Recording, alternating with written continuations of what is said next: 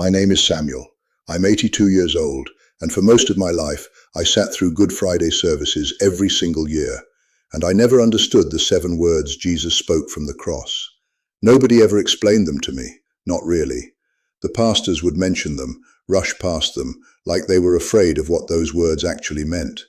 And it wasn't until I was on my own deathbed scare 3 winters ago, lying in a hospital with tubes coming out of me, that the truth of those 7 sentences hit me like lightning. What Jesus said in his final hours is the most hidden, most powerful, most life-changing message in the entire Bible. And the institutional church has watered it down for 2,000 years.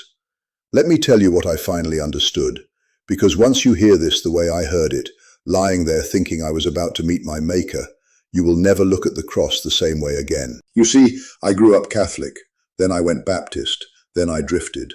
I tried everything. And in every single church I attended, those 7 last words were treated like a poem. Pretty, sentimental, something to read once a year and forget. But Jesus did not waste his last breath on poetry. He was dying. His lungs were collapsing. Every word cost him pain you and I cannot imagine. So when he chose to speak, every syllable was a message specifically for us. And I want you to listen, because the first word alone broke me when I finally understood it. The first thing Jesus said from that cross was, "Father, forgive them, for they do not know what they do." And honestly, when I really sat with that, I wept. Because think about it, he had been betrayed by one of his own disciples. He had been falsely accused of blasphemy by the religious leaders.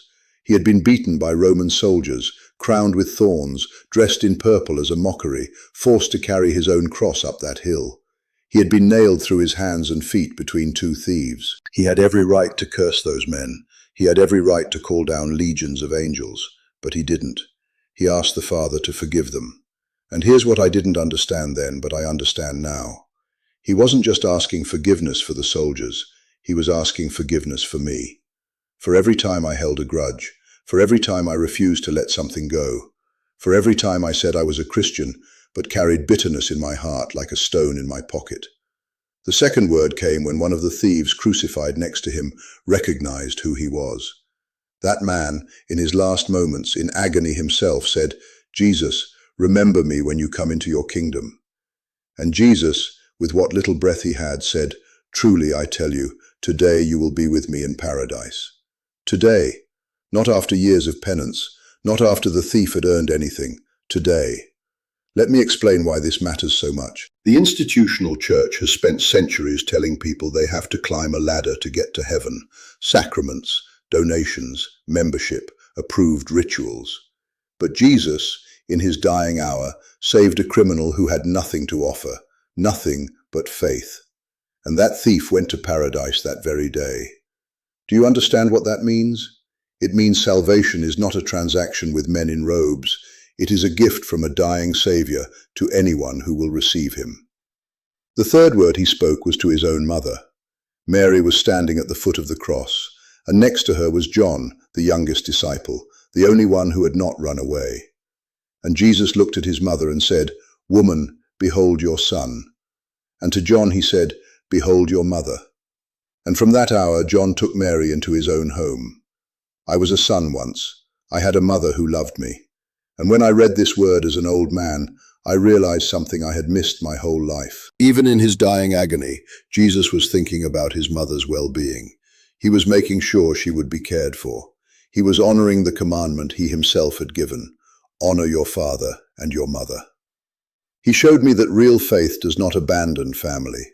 Real faith provides for the people God has placed in your life. And let me tell you, I had been a poor son to my own mother in my younger years, and that word convicted me to the core. The fourth word is the one that nobody wants to talk about, the one that scared me when I was younger. Jesus cried out, my God, why have you forsaken me?" And for years I thought, how can this be? How can the Son of God feel abandoned by the Father? Did God turn his back on Jesus? You see, I asked pastors this question for decades, and they always gave me the same vague answer. "It's a mystery, Samuel. Don't worry about it." But it is not a mystery. It is the heart of the gospel. Jesus was not abandoned because God was cruel. Jesus was bearing the full weight of every sin ever committed, mine, yours. every lie, every act of cruelty, every dark thought. He took it all onto himself, and in that moment he experienced the separation from God that we deserved.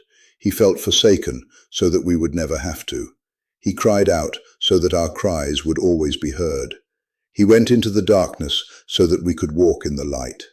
And right here, before I tell you the rest of these words, I have to stop and warn you about something serious. I do not have the time to lay out every single layer of what was hidden from me in one video. My time is short. I am 82 years old. Every morning I wake up and I do not know if it will be my last. That is exactly why I gathered everything I learned, everything they buried under centuries of religious silence, every survival protocol and spiritual warfare instruction and end times warning, and I put it all into my definitive guide, The Forbidden Archives, the definitive guide to the end times mysteries hidden by the Church. 2,000 years of silenced truths, the exact roadmap for what is coming, everything the institutional church does not want in your hands. You need to arm yourself before the deception gets worse than it already is. The link is in the first pinned comment right below this video. Go secure your copy now, but stay with me, because the next 3 words Jesus spoke contain a warning that will change how you face every trial coming your way. The 5th word he spoke was simply, I thirst. 2 words in our language, 1 word in the original. And honestly, when I first read it, I thought, well, of course he was thirsty. He had been hanging there for hours. But Jesus did not waste a single breath on the obvious. There was something deeper. You see, he said it to fulfill Scripture. Psalm 22, written hundreds of years before his birth, described every detail of what was happening on that cross. The mocking, the piercing of his hands and feet, the dividing of his garments, and the thirst, his tongue cleaving to the roof of his mouth. Jesus was telling us that nothing happening to him was an accident. Every moment of his suffering had been written down centuries before. And if his suffering was planned by God down to the smallest detail, then yours is not random either. Your pain has purpose. Your trials have meaning. The God who orchestrated the cross is orchestrating your life right now. But I felt something else when I read those words. I felt that Jesus was thirsting for me, for my soul, for my full attention, for the part of me I had been holding back from him my whole life. He was thirsty for the love of his own creation. And that broke me, friends, to think that the King of the universe, dying on a tree, was thirsting for the heart of an old man like me.